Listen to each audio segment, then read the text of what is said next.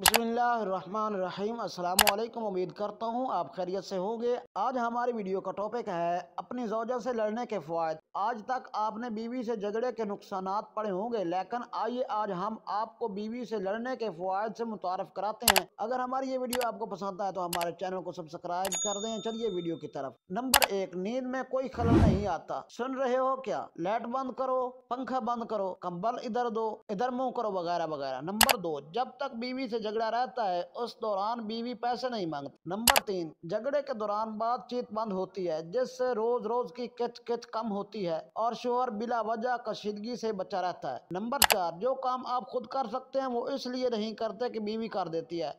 लड़ाई के बाद वो छोटे मोटे काम, खुद उठकर पानी पीना, नहाने के लिए अपने कपड़े खुद निकालना, अपने लिए खुद चाय बनाना, खुद करके शोहर काम करने का आदी हो जाता है। नंबर 5, झगड़े के दौरान काम के वक्त आपको बीवी के फालतू कॉल, जानू क्या कर रहे हो, दिल नहीं लग रहा, आज मौसम कैसा है, खाना खाया था, इस किस्म के फिक्रे नहीं आते, जिससे आप अपने काम पर भरपूर तवज्जो मरकूज कर सकते हैं। नंबर 6, सबसे ज्यादा शोहरों को काम के बाद जल्दी घर आने के लिए घर से बार बार फोन आते हैं, मगर एक बार झगड़ा हो जाने के बाद आप कुछ दिन तक इस फिक्र से दूर रह सकते हैं। नंबर 7, ये इंसान की नफ्सियात है कि जो चीज नहीं होती उसकी कीमत का एहसास तब ही होता है झगड़े के दौरान बीवी को आपकी कदर का एहसास होता है। नंबर 8, आपस में झगड़े से मोहब्बत बढ़ती है, क्योंकि अक्सर देखा गया है कि एक बार बारिश हो जाए तो मौसम सुहाना हो जाता है। तो आइए अहद करें कि आज के बाद आप सब शोहर महीने में एक ना एक बार अपनी बीवी से झगड़ा जरूर करेंगे। बीवी तो हमेशा तैयार रहती है, ताकि मैं एक माह कुछ दिन शोहर हजरात भी कुछ वक्त अमन सुकून से गुजार सके, और साथ में सब कुआरों के लिए भी दुआ करें ताकि उनकी जिंदगी में भी कोई ऐसी आए जिससे वो झगड़ा कर सकें। शोहरों के मफाद में जारी नोट।